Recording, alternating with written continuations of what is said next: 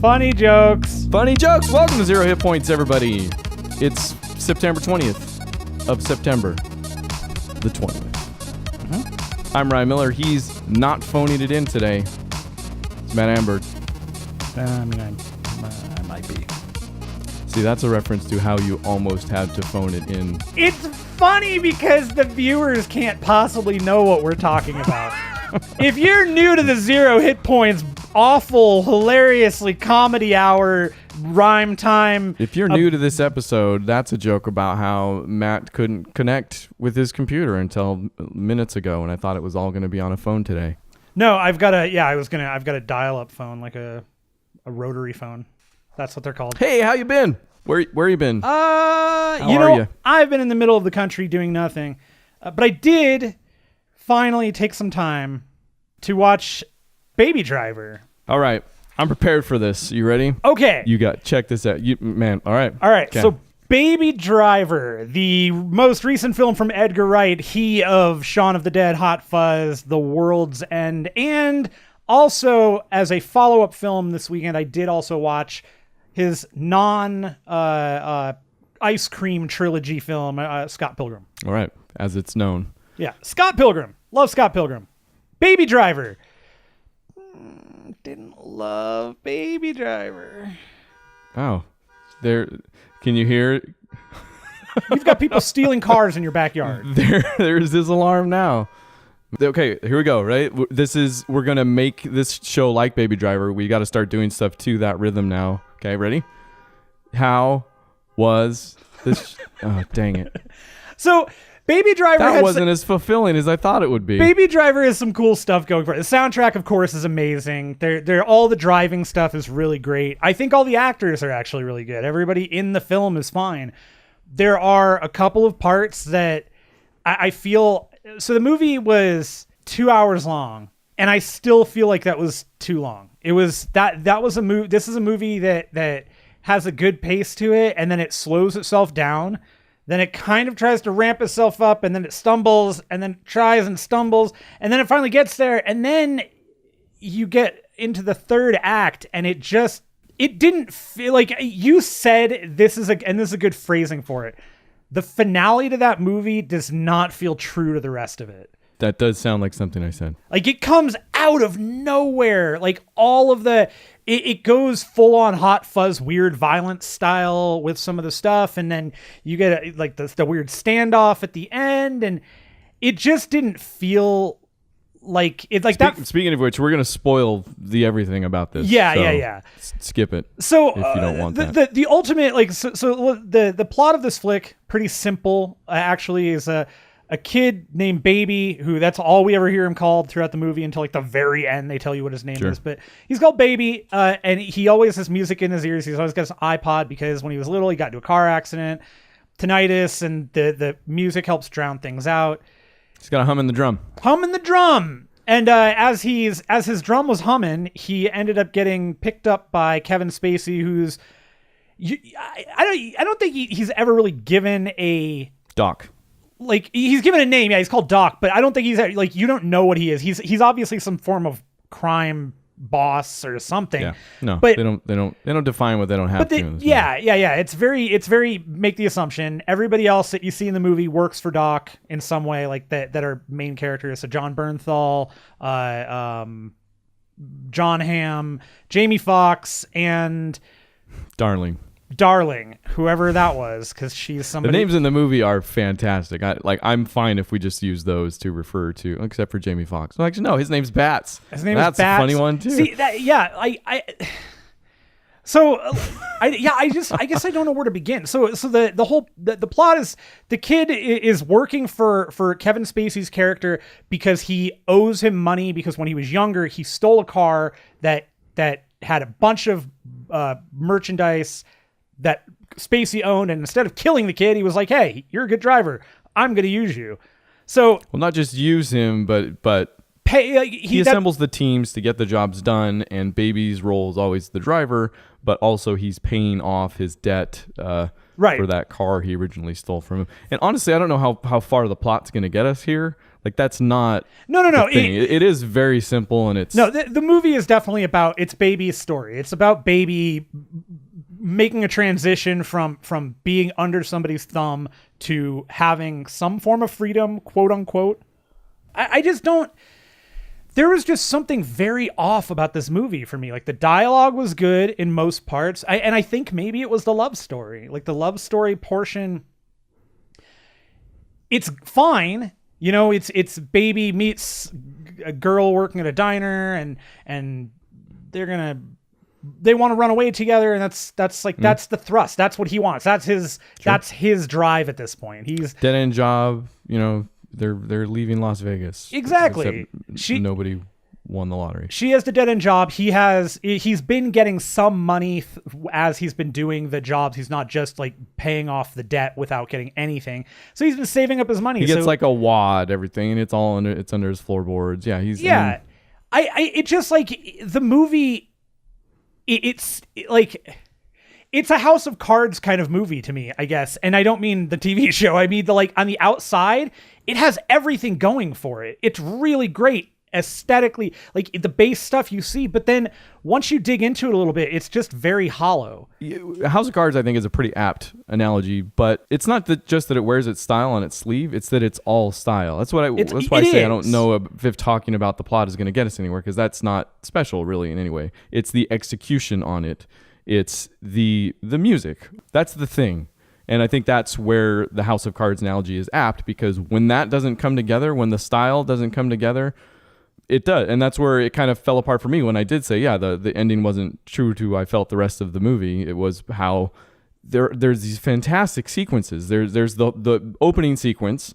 I mean, there's two opening sequences back to back. It's the whole, you know, they do a heist at the beginning. It's fantastic. I still love it. Yeah. But, I should start with the fact that I watched this 2 more times over the past week. Oh, cool. Weird, but all right. I'm super excited to get into this though, because again, these sequences are fantastic on their own. But there was a spot where, and you also mentioned pacing. I think that's perfect, because I think this, maybe more accurately, this is a movie not just about music, not just about pacing. It's a movie about rhythm. And I think there's a point where I lost the rhythm of the film. I think that's a really good way of putting it. Yeah. Yeah, and it made the whole last, like, you know, pretty much leading up to the third act and beyond kind of didn't work for that reason, I thought. So here's what happened when I watched this 2 more times this past week. The first time I watched it with my headphones on, just here at my desk, while I was playing some Gears of War 4. We'll talk about later. But what? I mean, soundtrack wise, that might work well for Gears, though. I always assumed it was Run the Gears Jewels. is turned down. Like, do not interact with Gears any more than you have to. But you assume the Run the Jewels like that. That's gonna work there. But I'm thinking some of the '70s funk and some of the '70s pop that shows up. There was a Run the Jewels song in Baby Driver. There was. Yeah. But this is okay. This is what happened, right? With my headphones on. That is the definitive way to watch that movie for me. Sure. I missed, and we mentioned this a little bit too when I watched it the first time, how I felt like I was pretty sure I missed some things about it, because there are some pretty subtle ways that music is woven into the fabric of that film, you know?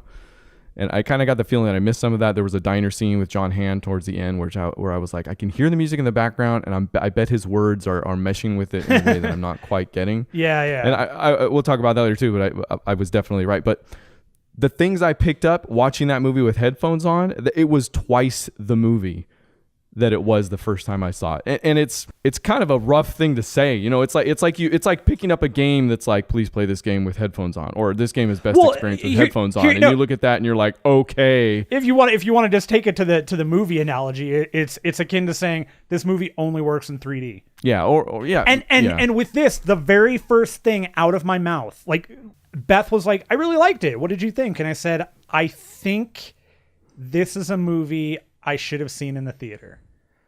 Because I know that, like, I'm right now, it's a movie you should watch again. Like, especially you, I know you have this, you will sometimes watch a bad movie more than once too. Oh, definitely. Yeah, no, I'll watch this again for sure. Watch it with headphones on. The things I picked up, and I mean, do you want, I was gonna go into them, but if you're thinking, okay, do it. So, you can't spoil anything for me.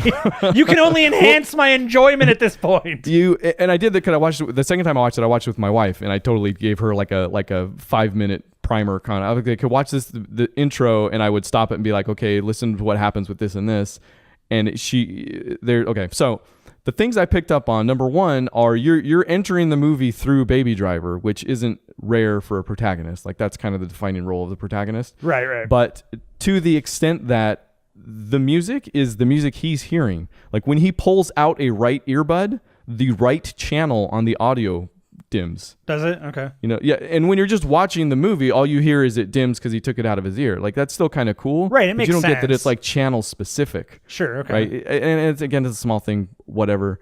But this is the stuff I started to point out to my wife during that opening sequence is as he's walking down the street, you know what I'm talking about? Like he's kind of dancing to the music. Yeah. And all the like, I love that part with all the stuff on the walls and the ground. Like it was all like picking. So you caught that. Like the graffiti on the walls is literally lyrics from the song as those lyrics come up. Yeah. I loved it. Which it's fantastic. It got even better. But then there were other scenes like there's a fight. A gunfight to Tequila later on, right?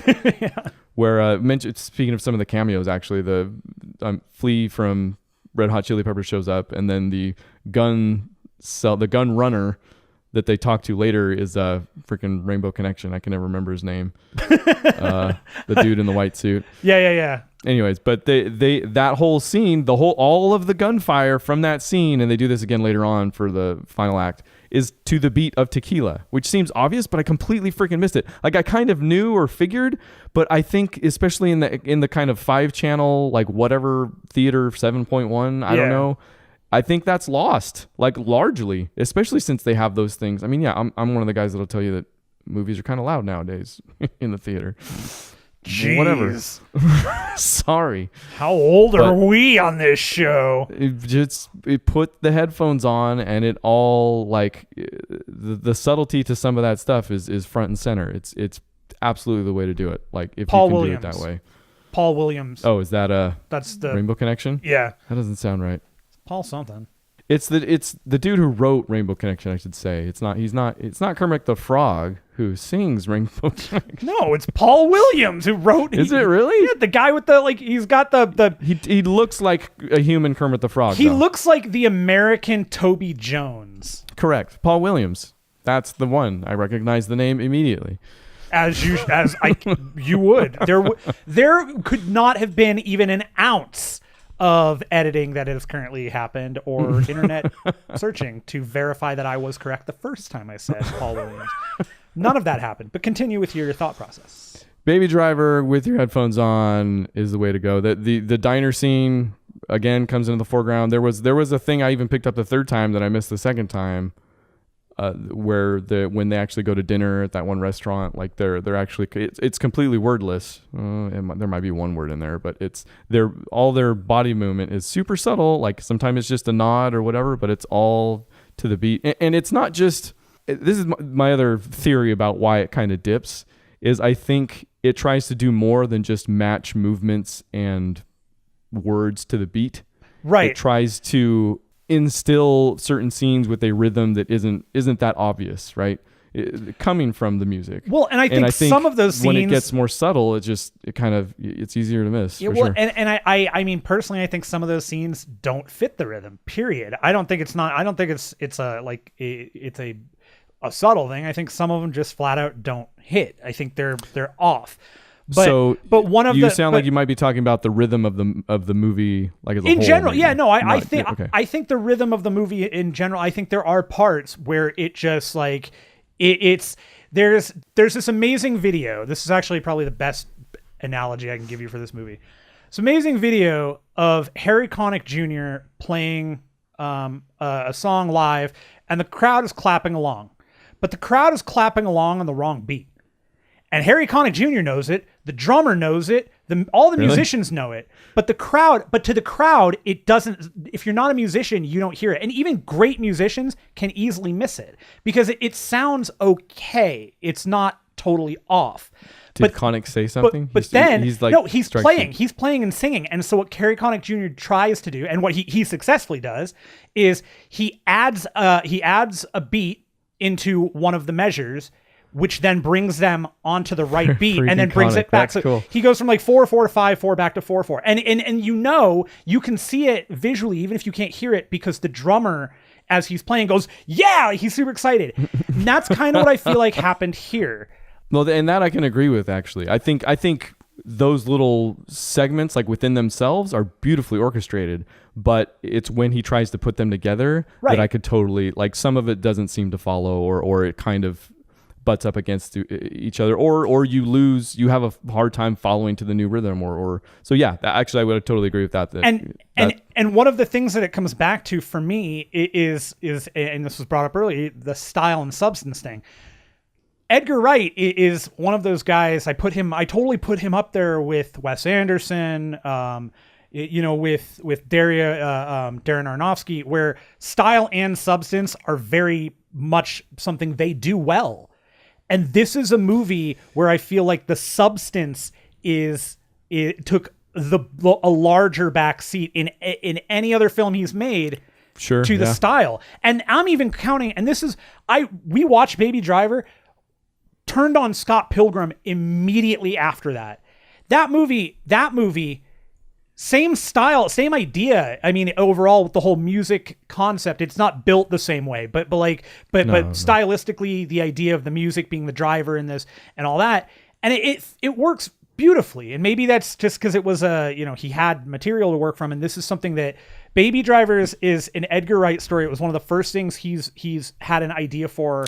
To make. Like he's been wanting to make this movie for forever. So again, I don't think it's a bad movie. I just think it, like, especially in the pantheon of his movies, this is no way. I will watch Shaun of the Dead, Hot Fuzz, World's End, Scott Pilgrim 1,000 times more than I'm ever going to watch this one. Yeah, so we'll diverge on that, but I'm interested to see if you come any more my way if you try it with your headphones on. But yeah, which again seems like a stupid thing to say because it's a thing to make a movie where that's kind of a requirement, when your barrier to entry is more than turn on the movie, right? It does feel like an Edgar Wright movie, no question about that. The soundtrack again, phenomenal, absolutely stellar soundtrack. Gonna go into that top 20 of all-time soundtracks probably for me. I loved Alden Henson, I can't, whatever the kid's name is that played Baby. Ansel Adams. Eggert. I don't know. That kid, I really liked him though. Cool. John Hamm was amazing. I actually loved every scene he was in. He was great. Kevin Spacey, this is one of those movies where great Spacey's arc too for Hamm. Sorry. Yeah, Hamm's arc was cool. Like his whole loved it. Yeah. Again, that's one where and if I ever go back and watch it with headphones, maybe it's better. But like I know what you're talking about with the music in the background in that diner scene. That whole finale with him just kind of all right, fine. The finale gets loud. We'll talk about the end. The thing, like, look for Hamm when if you do it with headphones, because he's one of the few guys that kind of gets into Baby's world. Like he's able to inhabit it, and there's kind of cues that tell you about that, which is important. And that was one of the best scenes actually, was where he and Baby and Bats, and this was okay. We'll get into a huge reason why I'm always gonna have an issue with this movie. I have forever tried to enjoy Jamie Foxx, and I can't. He occupies the same spot as Ellen Page, where there is not a movie she is in that I enjoy. She ruins movies for me. He ruins movies for me. And this movie, just like every moment he's on screen, you're not supposed to like him. I was going to say, did you gather any solace from the fact that you're supposed to dislike him greatly in this one? Because it's like, I don't know. There's something about Jamie Foxx, and it's like he does this with every character too. Like he's just different levels of that character. And sure, call me a hypocrite because plenty of actors I like are one-note actors. Fine. I don't like his note, I guess, because I think Django Unchained could have been a great movie. That movie fails on a bunch of different levels for me. The two biggest being him and my issues with DiCaprio. But It's same true. thing with, That movie was never going to be a good one for you. no. That was an uphill battle in every respect, and it didn't ever make the hill. It was Sisyphus, and it's still Sisyphus. Yeah, no, that's it. You got it. Nailed it. First try. He was also, I think, the only movie he's ever done that I was like, I actually really like that movie is Any Given Sunday, and he's not the reason to like that movie. Like, he's easily the one of the lesser parts of that movie. That movie is great because Al Pacino is fantastic. But when it comes to his character in Baby Driver, he is immediately, he comes out and you know immediately he's the one that's going to cause problems. But no, for whatever reason, Doc, in all his infinite wisdom, is going to bring this guy in who has absolute, just clear, like, mental stability issues here. He's got impulse control problems. And that's a huge part of that whole substance thing. The Jamie Foxx character. And there's not like, we're just going to disagree here too, because I don't have the Jamie Foxx problem. I think he's always been kind of a weird question mark because he came on, remember the big movie he came on the scene with? Ray. Right, yeah. And that was always weird to me because I felt like he was just doing a really good impression, which, that's where you kind of are like, well, that's what acting is. And you would be more qualified to tell me about all this. But to me, it looked like he would. You went to thespian school. No, I did I do it right? thespianisms. Yes, you Oh, did. sorry. Yeah. Okay. I don't dislike him. Like that, we'll disagree on that straight up. Like I thought Collateral was cool. I liked Django Unchained. But overall, he's never been the thing I went to see any movie for. I think this might be his best one for me because I think they were careful to make his character important in that number one, he has no rhythm. Like he's very much placed in opposition, even though he's kind of a red herring. Again, we're going to spoil this. John Hamm ends up being the guy, which when I say pay attention to how he's brought into Baby's world, like that scene, especially that you mentioned, was where he gets the killer track, which he then, which if you're going to make any case for why the ending doesn't work, because it gets loud and it's hard to find the rhythm, it's because John Hamm plays the killer track. He plays the final song. Like that's not coming from Baby. Right. But, you know what? And actually, you know what? That did totally bug me. And until you mentioned it, that was something I couldn't put, but that's absolutely something. And there's fits and starts to it. Like he specifically, and that's something that kills me too. Drove me I hated that line. It was this line. This is easily the worst line Edgar Wright has ever put in a film. Oh boy. And it was right along. This is a line that for me goes straight up there with, you know what happens to a toad when it gets hit with electricity?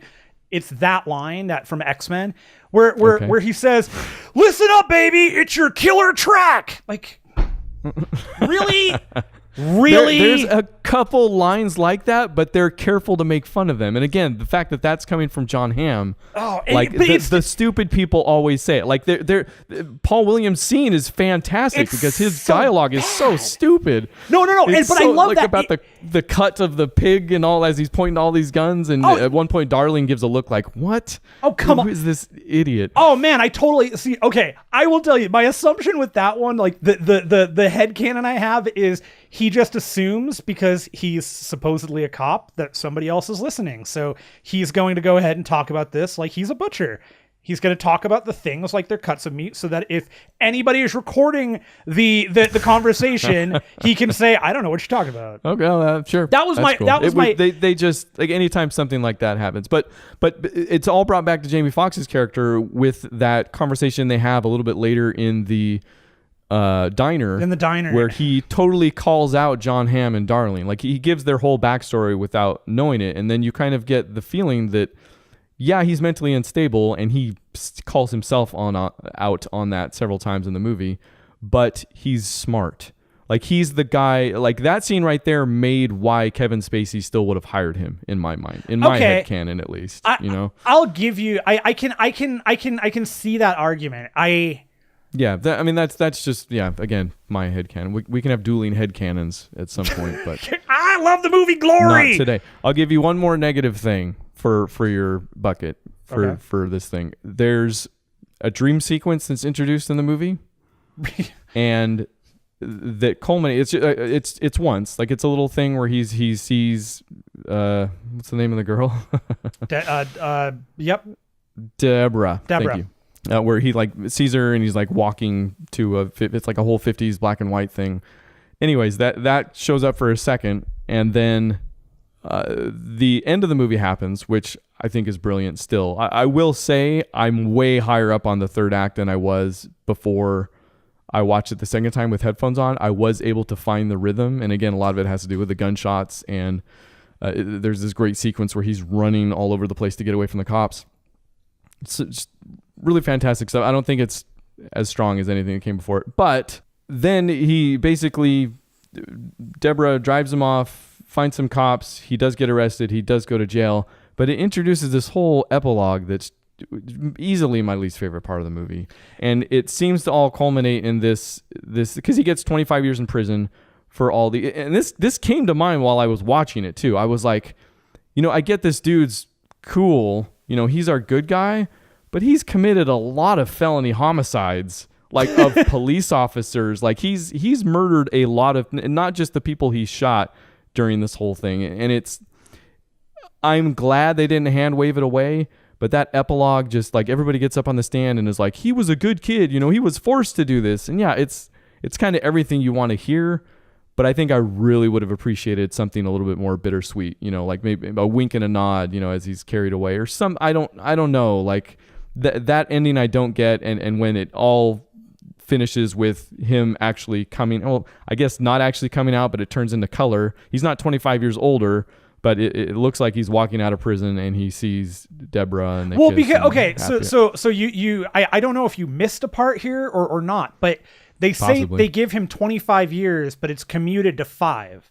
Oh, I did miss that. He has to serve 5 years, and he only serves 5, which is why he doesn't look... I don't care. Like that, the whole, like, it seems like they introduced that dream sequence just to have that happy ending at the end, and I don't think it works in either. Yeah, I will say, I think my other two issues ultimately with that third act were I actually really enjoyed I did get a lot of satisfaction out of Jamie Foxx's death.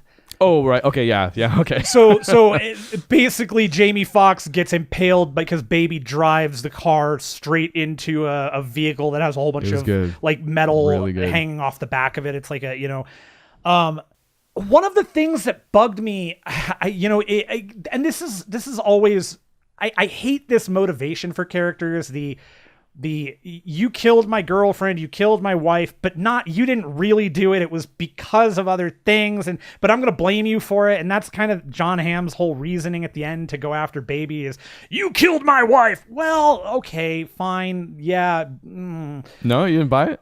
No, not really. I mean, it's not that I don't buy it. It's just that I don't like that. It's that circumstantial thing that nobody ever takes 2 seconds to stop and think, okay, maybe that didn't happen that way and he's the wrong person, especially when he's the one that out of all of everybody you could want to help you, he's probably the one you want because he's the one who gets you out if you actually, but whatever. Talk about John Hamm. Yeah. If John Hamm, you really love his relationship with Baby throughout. You're like, yeah, they're on the same side. Like John Hamm gets it, like, so I'm saying Baby lets him in, like he can enter Baby's world. Right. And I hate the excuse that John Hamm is given to go after Baby because his girlfriend because Darling gets killed, but not by Baby. It's because of Baby, quote unquote. And it's felony homicide, Matt. Felony homicide. Like I said. There are 2 sharp turns in this movie, Matt.